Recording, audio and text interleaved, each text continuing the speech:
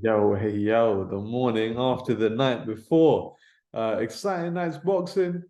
AJ finds the big right hand in the seventh round. If you watched my preview video, I told you guys look out for the seventh round. A lot of his fights tend to end in that round.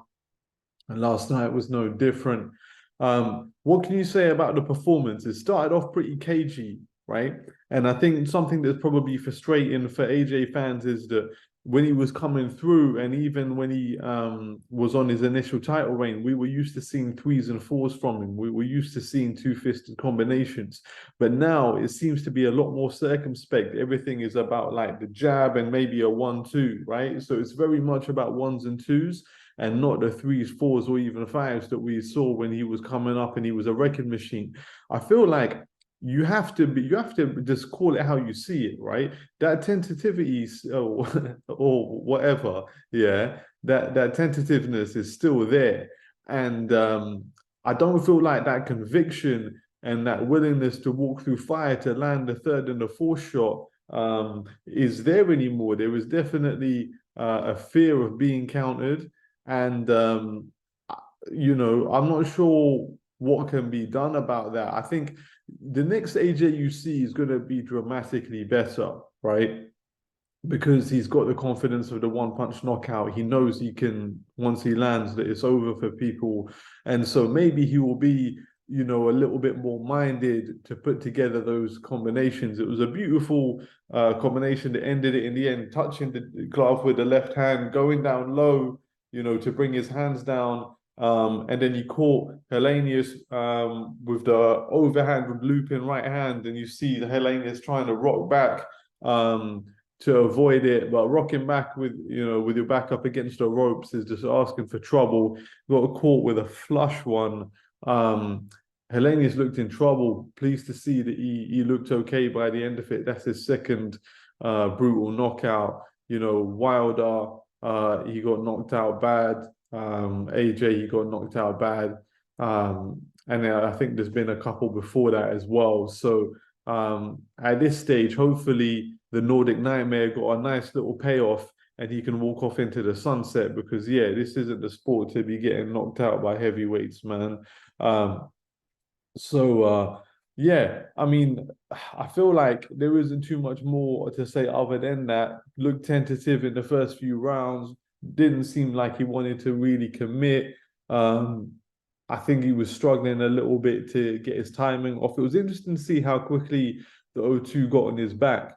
The O2 crowd were really cheering and groaning pretty early, looking for that action.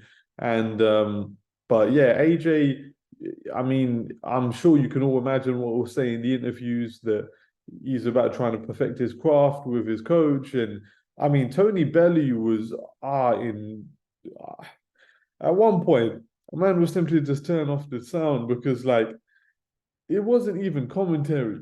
That's the best way. It wasn't even commentary. It was literally just like listening to some audio erotica or something. Like Bellew has got a stonk on for AJ, man. I don't know how he could even call a fight because his vision was impaired, man. Like he's got to wipe the load from his eyes, man. You got to like all the crust and everything. You got to wipe the load from your eyes, Tony, man. That way you can actually see what's going on in the ring.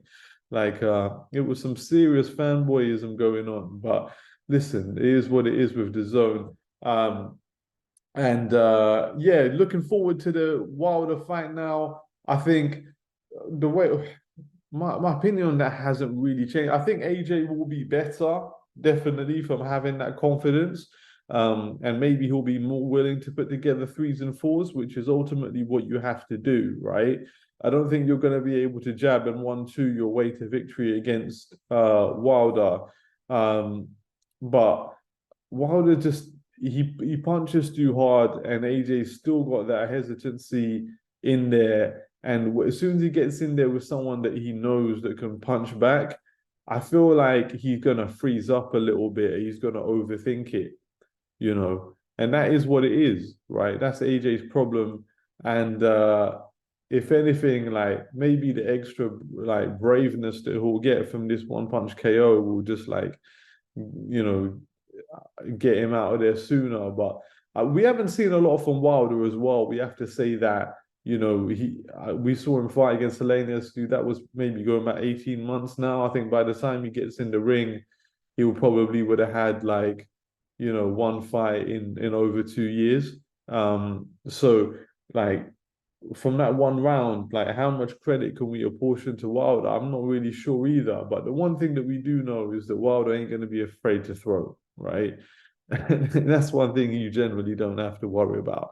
And when he lets them shots go, boy, I just feel like Joshua isn't in a great place, and I think like he's gained things from this Derek James partnership, but he's probably lost things as well. I feel like he's not quite as organized, and he's a little bit lost between styles with D James, and I think James also talks a lot, man. He talks a lot in the corner. Like something that I always remember about Adam Booth saying is that his job as a corner man is to convey the most useful information in the least amount of words. And like James is out there talking up a monologue, bro. He's doing a YouTube video in the corner, and it doesn't really feel like AJ's listening. Um, so yeah, that's the way I see that going. Probably still Wilder by brutal knockout, but obviously we'll review as things progress. Looking like probably January now in Saudi, which usually means February. These things always seem to get delayed, but yeah, exciting. Um, the ending, the post-fight interview. Oh, sorry guys, keep in mind I'm going off the dome here. Man's got no notes or anything. Yeah, the post-fight interview. I don't know why he always has to cringe out the post-fight interview. Like, just let the interviewer do their job, man. Wait for them to ask a question, you answer it, and keep it moving, man.